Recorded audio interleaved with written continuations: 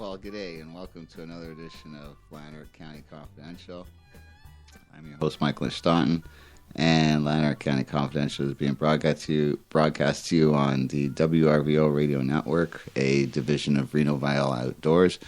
WRVO is probably a unique radio network in that it's fishing and outdoors orientated, so not only do we do fishing, but we do hunting and other things as well too. So, and it's international as well. So, and I'm pretty happy to be with this radio network, and I'm glad you guys are listening today as well too. So,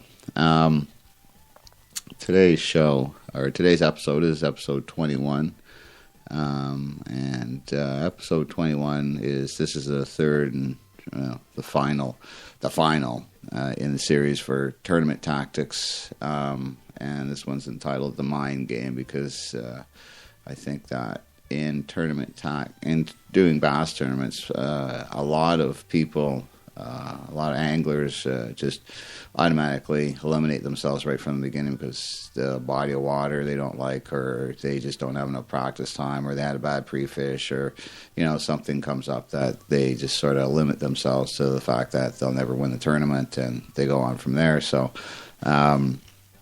and being what it is, does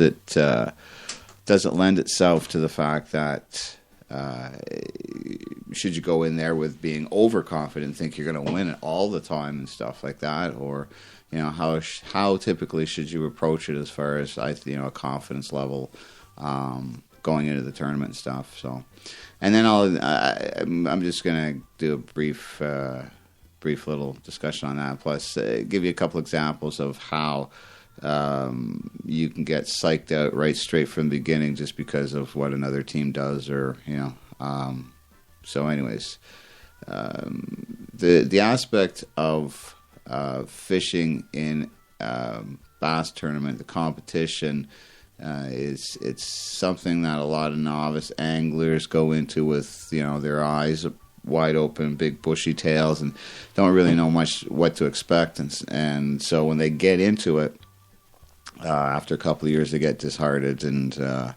and they lose interest in it, or they look for another venue that's maybe not as competitive. Because doing your first tournament when there's 150 boats and stuff like that, that's like jumping into the deep end when you don't really know how to swim and there's nobody there to throw your life jacket. So, and in my first tournament, it was pretty spectacular how we finished and where we finished, considering that we had never fished the lake ever before. And my pre-fish was done by closing my eyes, circling my finger on the map and dropping it on one spot, and that's where we started fishing. So anyways, this was Lacta Surf. This was back in, I think it was about 86 or 87, whatever. It was a 2-day tournament, and I was fishing with a guy named Mario Martella, and we'd never been there. There's a bunch of Ottawa, guys. I was working at Carl Stans in Stittsville, and we were bringing Procraft. So there's 4 Procraft boats going up there. My boss was going up there, and 2 other boats, and one guy, John Dumichel, who's a very good smallmouth fisherman, plus a few other locals from this area, Don Jones, Jim Hurd, and stuff like that, guys like that. So, and then there are local guys up there. And what it was an early season tournament, I think a couple of weeks earlier than what it would be open in Ontario. And the locals didn't really like the bass, and the ministry figured this is a good way of devastating a year class by letting everybody fish when they're on the beds. Well, we didn't know they were on the beds, but anyways. So I had rigged up 4 boats for this tournament, and we showed up there Friday afternoon. Friday afternoon. Hadn't seen the lake at all. Got our numbers that evening, and Mario was pretty well picked. I think he picked number 6 or 7 or something like that. So we were quickly out of the gate type thing. And like I say, the night before, we were all sitting in the cabin shooting the shit, and they asked me, well, where are you guys going to fish? And I closed my eyes, and like I said, I circled the map with my finger and dropped it. And there's two parts to Lac de Surf, big lake and little lake. So there's this cut you have to go through. It's quite shallow. So we had to go through that, and it happened to be the only structure in the little lake for whatever reason. So we blast off. We get in there. I think there was only one other boat going through there. And back then, I only knew how to throw two things. That's when the Gets It, or the tube, was starting, and I had a spinnerbait. I threw crankbaits, but not that much. The other thing I used to throw was 5 of diamonds and, Red Devil. I don't like to admit that, but I've actually thrown those 2 spoons, and actually very successfully, I must say. So anyways, we wing out to this island. We start going around the island, and it doesn't take more than about an hour and a half. And we got 3 fish in the boat. And I'm looking at Mara. I'm going, geez, this bass tournament fishing isn't really that tough now, is it? And that was the last. We got 3 fish that weekend, and that was it. I got no more fish the rest of the time. Saw plenty of fish the second day. In fact, chased one around for an hour and a half. Couldn't catch it. And at the end of the day, we were, I'm sure we were in the top 20 anyways. And everybody, all the other guys are, what did you guys do? What did you guys do? I said, well, we just went out and threw a spinnerbait, and that was pretty much it.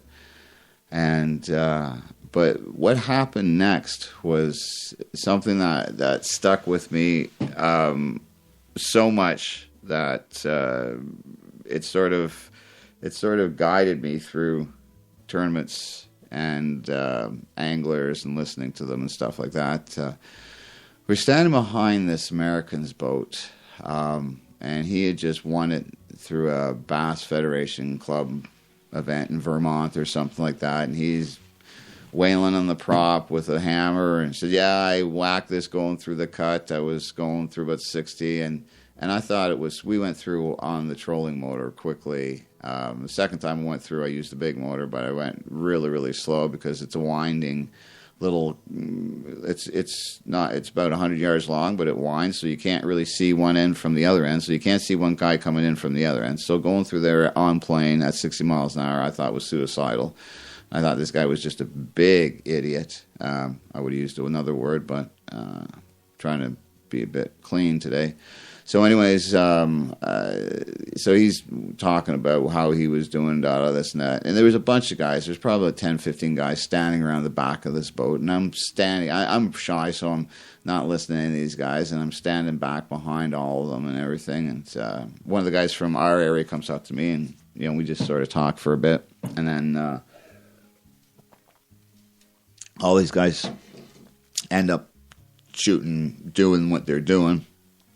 And they all just slowly disperse. It's dinner time, it's this and that, I got to go do this. And so I'm standing behind this guy, Don Jones. And he turns around. And he looks me square in the face. And he doesn't realize that I was standing there all the time. And he sort of looks surprised. And he says, looks me square in the face. And he says, I love all this tournament bullshit. I said, what do you mean? He says, these guys will believe anything. And so I said to him, well, what do you mean by that? He says, you can tell these guys anything, and they'll believe it. And I said to him, like where the fish are? And he says, yeah, exactly where the fish are. And I said, okay, well, where are the fish then? And he told me straight out. He says, they're on the spawning bed still. All you got to do is go up onto the beds and look for them, and you'll find them. Now, the next question I didn't ask, which was, how do you catch them? My mistake. So anyways, but that just told me something right there. That told me that even though these guys do their best to put that front up, a lot of them are just bullshitting. They haven't got a clue where their fish are. They haven't got a clue how to fish them, and they haven't got a clue on what they're going to do the next day. And they don't even have a clue of what they're doing out there to begin with anyways. So And I've got this theory on life about, how I dissect it into a bell curve where you have 10% that are really, really super good and 10% that are just a waste of time, and then you've got the meat in the middle. Some half of it trying to get to the hump and the other trying to maintain the hump and go over the hump and get to where the 10% that are really good are. So, and I look at it as the meat is the fodder for the 10% that are really good. There's 10% in anything that just, it just won't fly. You just have to look at life and nature in general, and that's just the way it is. So let's be realistic at this point. If you're going to compete, you're going to compete. You're going to have a certain attitude, and if you don't have that attitude, then you're in the lower half of the meet, and you'll never ever get to the upper half because you just don't have the attitude. And the attitude is the fact that it's not that you're going to cheat. It's not that you're going to twist the rules. It's not that you're going to bend the rules. But you're going to do the best preparation and pre-fish and execution that you can based on your potential and based on your attitude. Because if you take an attitude of, oh well, it's okay, this, if rather than an attitude of take no prisoners, but I'm not saying that you got to watch it, because in that attitude of take no prisoners, there can be people can get desperate. And maybe I shouldn't have said take no prisoners, because take no prisoners does sound desperate. Actually, in thinking about it, it's not a take no prisoners attitude, but it's a use full advantage of the opportunity, do the right preparation, and then execute properly, and that's in itself lends to good results. It's in the past years that I've done better in my tournament fishing. That's one of the reasons that I think that I've done better, is because better preparation and better execution. Throw in that, a 10% of luck every once in a while, and you have a tournament win. So those three things have to come in. But the mind game is very, very important, because if you go into the tournament saying, I'll give you an example, is the Ottawa River. I don't really like the Ottawa River. I really don't like to fish it. It's dirty, it's stinky, there's condoms floating in it, it's disgusting. It gets pounded in an enormous rate. There's only so many fish in certain areas, and people don't get creative about where they try and find fish. So it's you have people pounding areas over and over and over and over and over again. And yes, some people do become successful if, and this is how I started becoming not successful, but doing okay on that body of water, is I just decided that I was going to dedicate myself to 4 different areas, because statistically I saw big fish coming out of one area. I saw fish coming out of that area, and then I got into that area, and I pulled fish out of that area. So, and good fish. I'm not talking 3s and stuff like that. I'm talking 4s and 4.5s and stuff like that. So when you can go consistently to an area, and you pull a 3 out, and then pull a 5 out, even if it takes you all day, then that's what you sort of have to do, and that's where the mental aspect comes into it, because. And especially the Ottawa River. I've found that it took me one tournament till 2:30 to get my last fish. It was a 3-pound fish. All I was looking for was a 3-pound average that day. And it happened. But the simple fact that it's hard to keep positive until that, 2 o'clock, 2:30, going on 3 o'clock, and you're going, am I ever going to get that last fish? But you can't look at it that way. You got to look at it that I am going to get that last fish, and that last fish may come at 2 o'clock or 2:30, but still I'm going to get it. And that fish may be a 5-pounder as well too. So that's the game. That's the mental aspect of the game that you have to look at. And there's other examples of this as well too. And I call it the desperation aspects of it. the guys that pre-fish out of season. They go out and they turn their hooks down and pretend they're fishing for one type of fish, but really they're fishing for another style of, they're fishing for bass off the beds and stuff like that, but, pike or walleye is open, so, or there's crappie open, or they pretend they're crappie fishing and they go up onto the beds. I mean, it's the same thing. It's no different than fishing out of season. If you go into an area and you're fishing for crappie and you catch 2 or 3 bass and you stay in that area, you're fishing for bass. If you go into the area and you catch a couple of crappies and then you catch bass incidental and a pike and stuff like that and a bunch of bluegills, you're not fishing for bass, okay? But it's your own definition of what you want to consider to be desperate, or what. In my way of thinking, if you go in and you're pre-fishing out of season, you're somewhat desperate, and you need to rethink the way you approach it. Because what you're going to do in another instance is you're going to take, like I say, desperate measures in order to achieve your goal. So, at that point, to a team that will pre-fish, or a person that will pre-fish out of season, what's the next thing is, if they can find where they can hide a bag of fish, why not? If they got a hole underneath a culvert, and they can go back into a bay and drop a bag of fish in there, and come back during the tournament, and because they know nobody's going up in there, why not? In their mind, that's what it might be. So, in their mind, that's what it takes to win. Obviously, it's not their skill; it's the way that they can cheat. That's what it takes to win. So. In that aspect, it's sort of it's competing in a bass in a tournament. There's where it's so easy to cheat at times, because you and your partner are out there, and it's $5,000 or it's $10,000 or it's $40,000 or it's a new boat or whatever. It's very easy for 2 people to collaborate and decide, hey, $20,000, $30,000, it's worth it.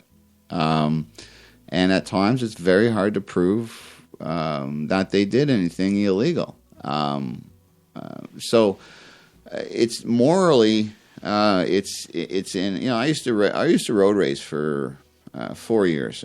In the first season that I road raced my TZ 250, I was having this duel with this guy in 4th place. I was looking for my first trophy, my first 3rd place win, or my first 3rd place finishing and stuff like that.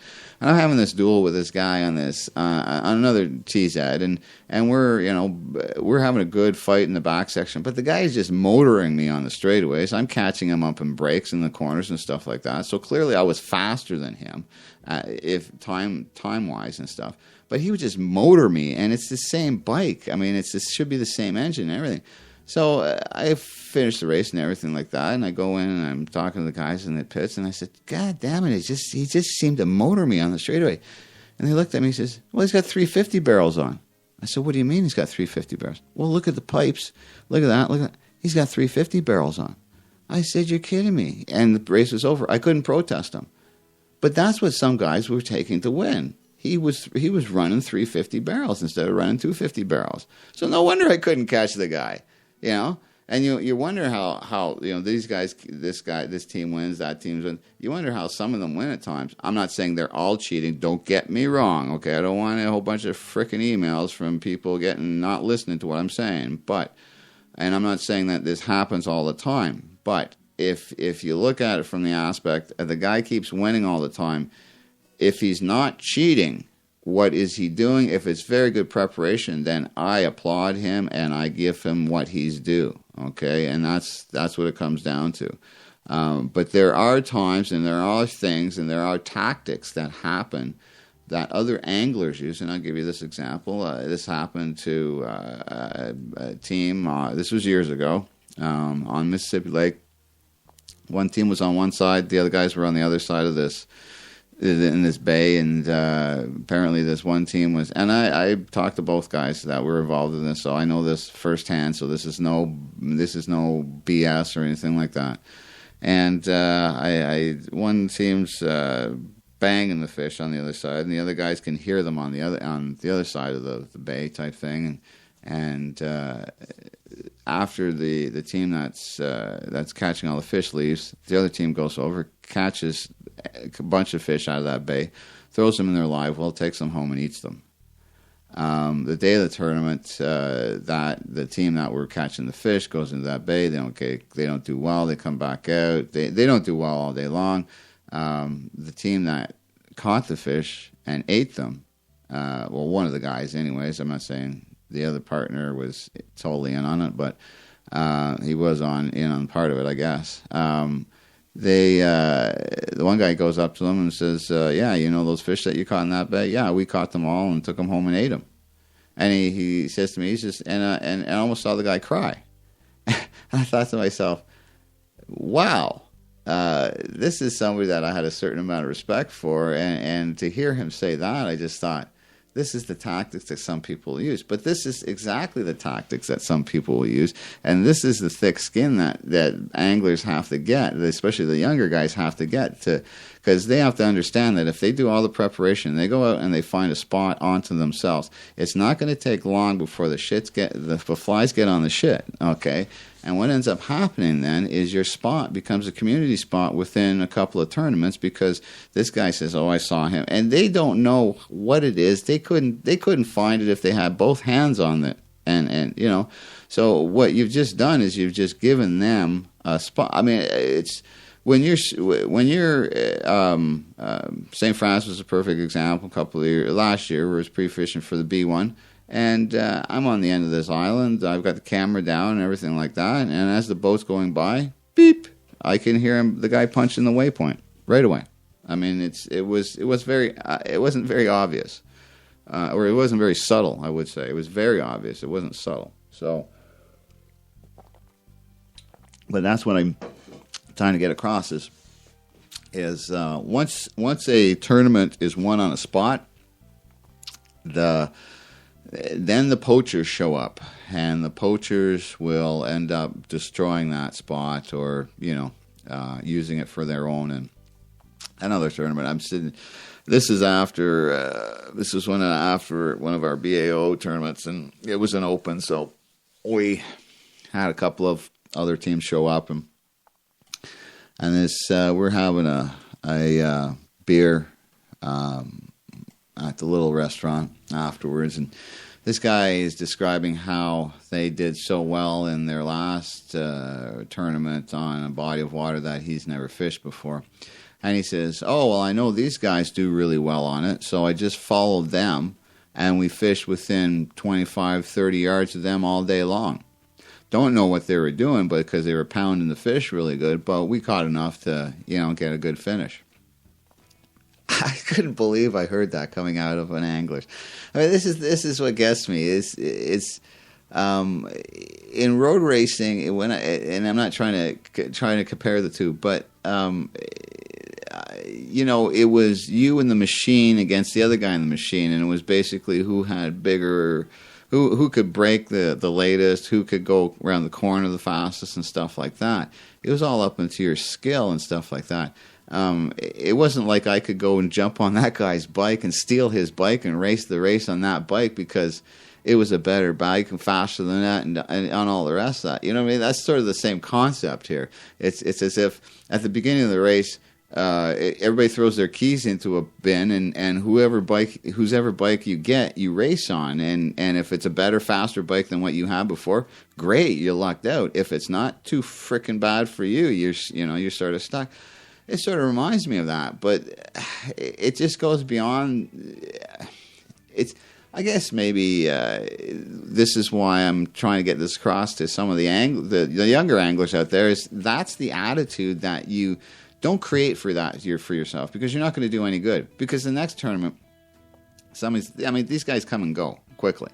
And you'll see that. Just look at the rosters of the names that they're there for a couple of years and then they're gone. There's no longevity in these guys, because what they end up doing is they end up spending way too much money, and they can't afford to it. Because if you don't start making money off of it sooner or later, it's there's a lot of outlay for it. A few $1,000s a year if you don't make any money off of it. So And trust me, some of these guys out there are looking at this as a money-making venture. And when you look at it as a money-making venture, they look at the odds and they go, okay, let's put the odds in my favor. And the odds in my favor means that I'm going to bend the rules. And if bend the rules means going out and a week before the season starts and fishing, with bent hooks, then that's what they're going to do. If it means I'm going to pretend I'm going out there fishing walleye and I'm up on the beds and I'm looking at seeing what the bass are doing and I'm catching bass at the same time, and hey, geez, I got caught for a walleye that wasn't legal. I was lucky I didn't get caught for out-of-season bass fishing.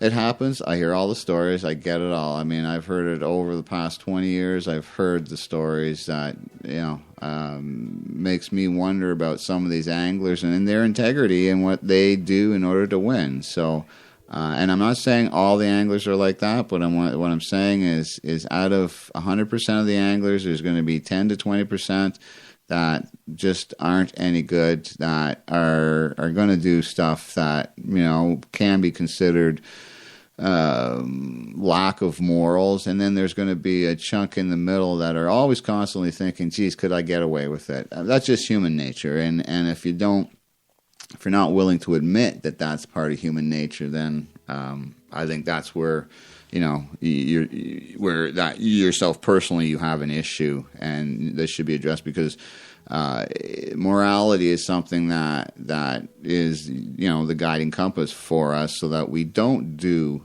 If we all had morals, we wouldn't need the police and laws and all the rest of that, but obviously we don't. So human nature basically dictates that we have an impulse control issue, and because of that, we need rules and regulations and stuff like that. So if not, moral people don't really need laws, because they have consideration and awareness for other people, and they consider you a human being first rather than an ATM. So, and this leads me back to, well, it doesn't lead me back to it, but it's one of the reasons why our series went the way it went, rather than becoming an ATM for, a few poachers out there that thought, geez, here's a bunch of novices that don't know that much. I'll come in under the premise of wanting, to fish friendly wise, so I can, scoop $300 or $400 a weekend.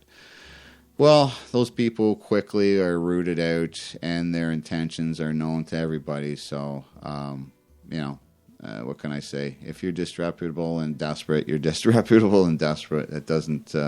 No amount of your actions speak louder than words. So, that just goes to a trust issue. If I was going into a tournament series and I knew that there was a team out there, or even an individual out there who has disreputable or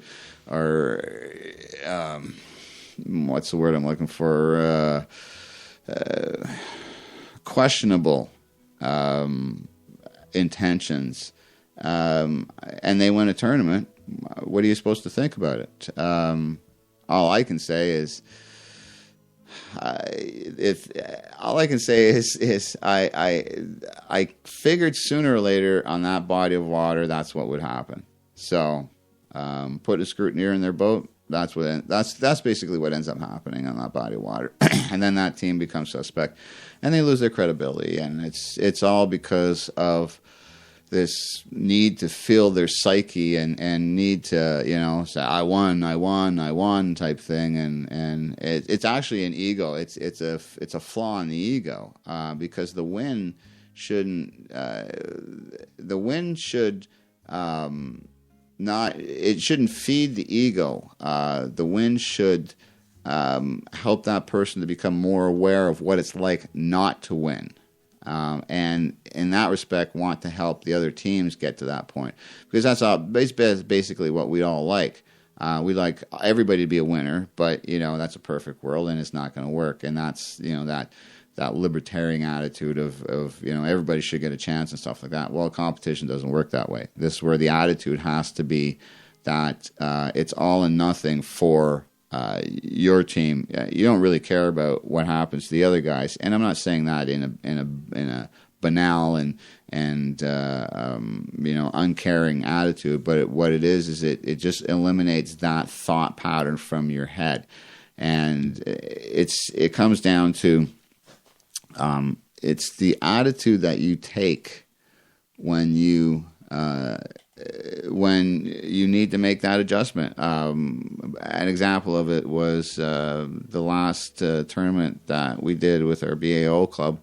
My wife and I we were in fourth place for Team of the Year, 2.5 pounds out. I didn't really think we had a chance to win it. All year long, I had, my attitude towards Team of the Year was, oh, well, what the hell, I don't care about it. We won it the year before, so that's all I was interested in. My wife really wanted to win it, but, there's another team that were in first place all year long, and they're goading us, sort of type thing, saying, oh, yeah, you're really interested, but you just don't want to admit it. And I said, no, seriously, I really don't care about it. So as we're going into the last tournament, and my wife was saying, I'd really like to win. I thought, okay, well, I'll make a half-decent effort. I had a good pre-fish, so I was positive on the pre-fish. So I was positive going into the tournament. The year before, I'd finished second, so I had a pattern that was working. So I was positive, double positive going in. But as the tournament progressed, and what happened, I've got that, there's another podcast on that, I believe, but then there's a part in, by 10:30 in the morning, I at that point I had no idea or no inclination prospect that we were going to win this tournament or do well as well, because we had 8 pounds in the live well. And then, call it inspiration, call it whatever. I started thinking about a death that had happened recently, and it was a death of a good close friend, best man at my wedding, a guy named Larry Barber, and really, really super nice guy. And I'm thinking to myself, I really don't care about this tournament myself, but you know what? I was lucky to get this boat. I was lucky my grandfather was smart enough to realize what was going to happen in life. Larry was a real close friend. My wife wants to win this, so I thought to myself, I'm going to do this. I'm not going to do this for myself. I'm going to do this for these other people. Living or dead doesn't matter. So at that point, I made a decision. We're going to go try something totally different than what we were doing.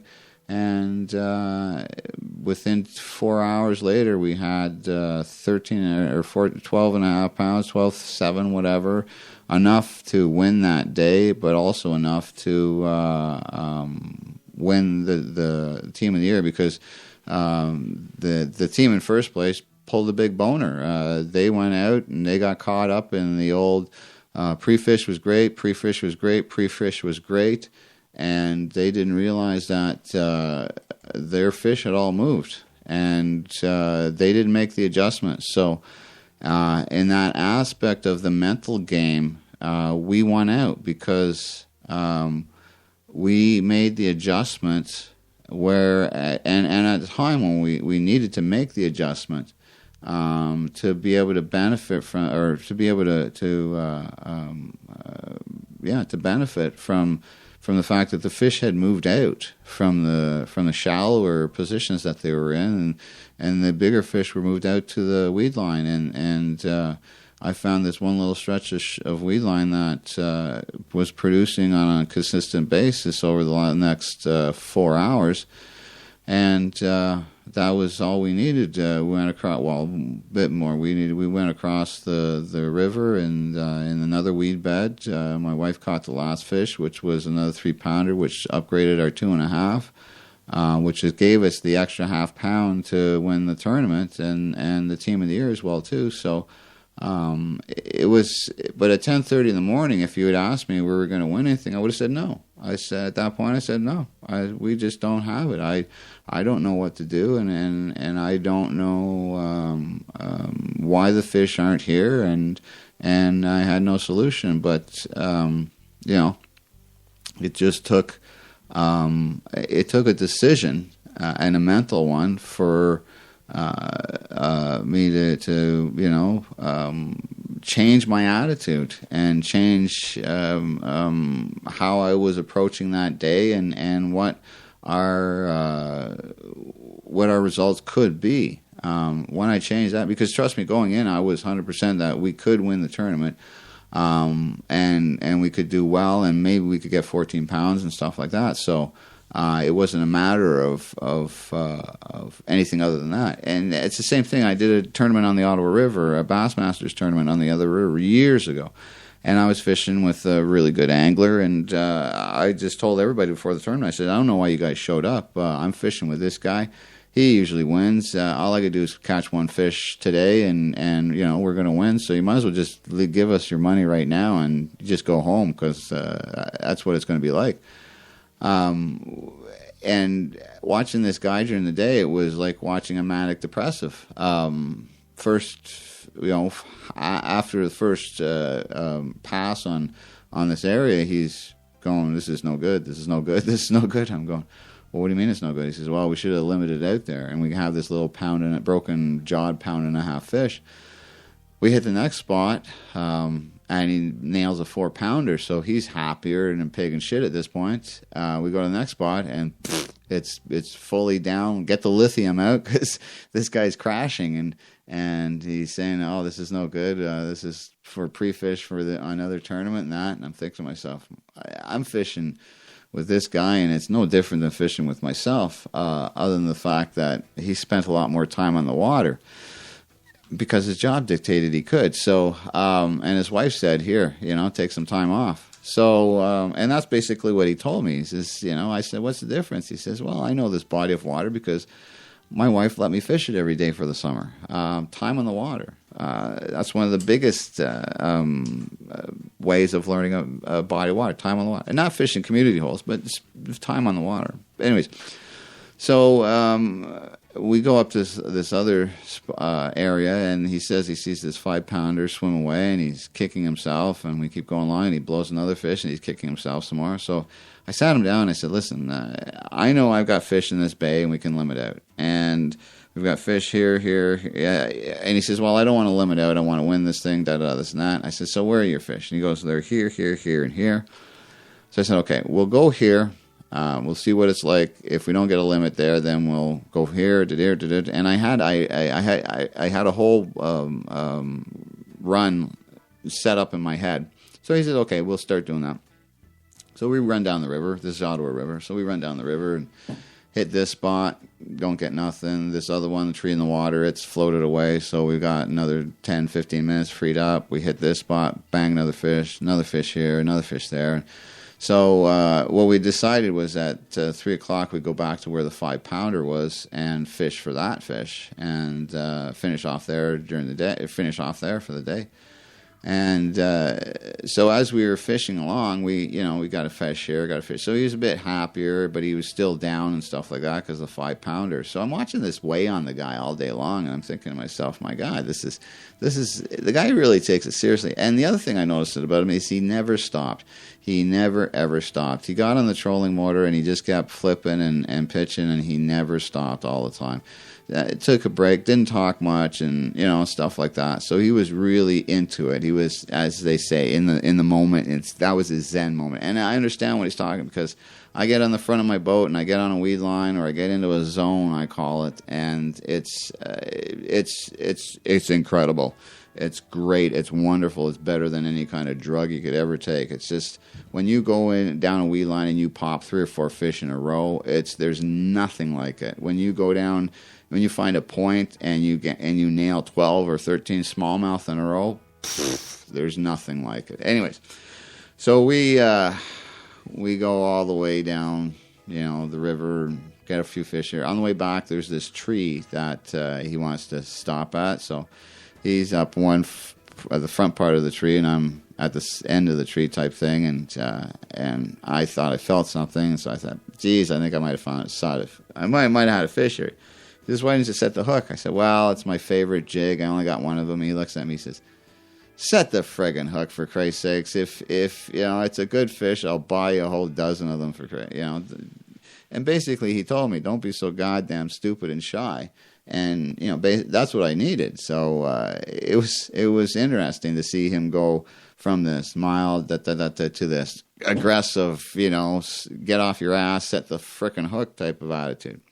Anyways, we go down to where the 5-pounder is. We're going along this little cut of weeds and stuff like that. I take my flapping shad and I fire it up into this little area, and I watch this fish, I'm not sure, I thought it was a pike, come rolling out after it and engulfed it, and I thought I was going to get bit off, so I'm not even really setting the hook, I'm just pulling it out, and he hears this roll, and I said, I think it's a pike, and no, it's a bass, and it's a 5-pounder, and the boat it goes. Anyways, so he's happier than a pig in shit at this point. And we're in the money at this point. We know we're in the money. So anyways, we whip back, weigh in. He takes the fish up because that's the ego thing. He takes the fish up. His boat, he can take it up. I didn't say nothing about it. He comes back.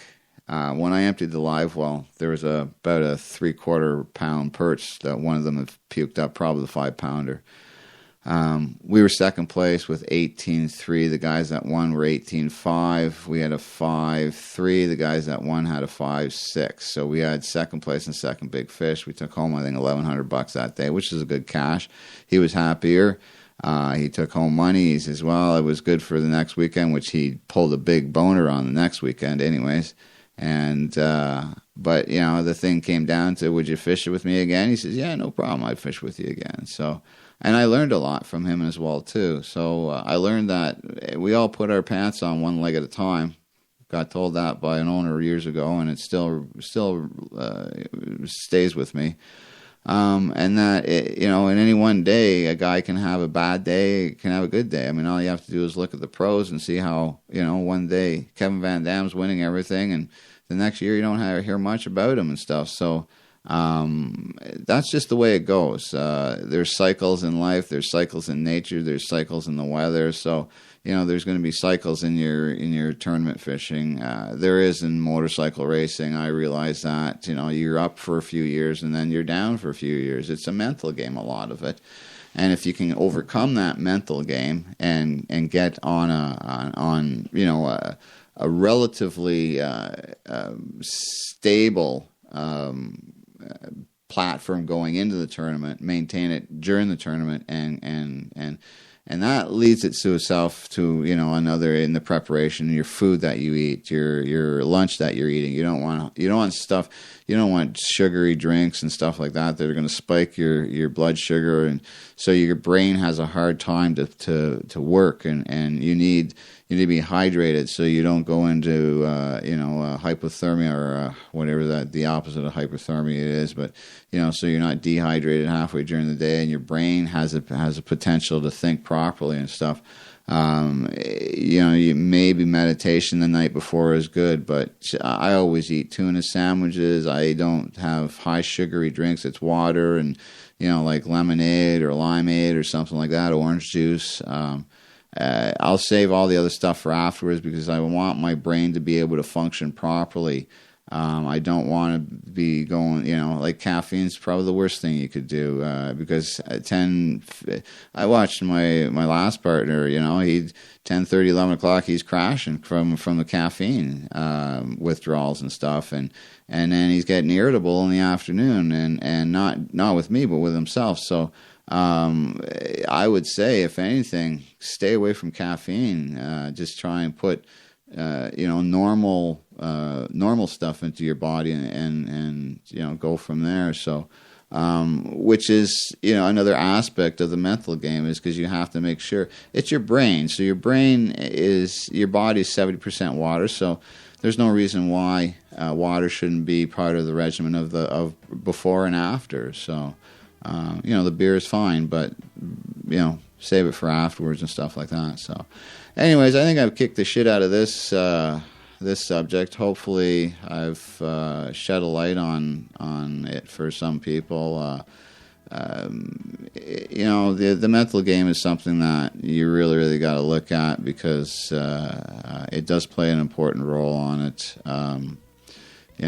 I know over the years I've developed a thicker skin and stuff like that because I had to. So, anyways, I enjoyed being here today. I hope you enjoyed the subject, and if you got any questions or comments, send them to info@lanarkcountyconfidential.ca. Once again, we're being broadcast on WRVO Radio Network, Reno Viola Outdoors.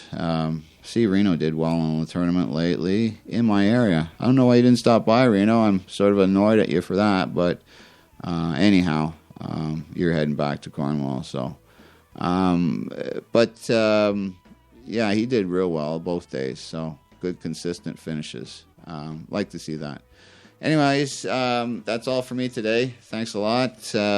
We'll be with you next time on Lanark County Confidential, and remember, it's all confidential.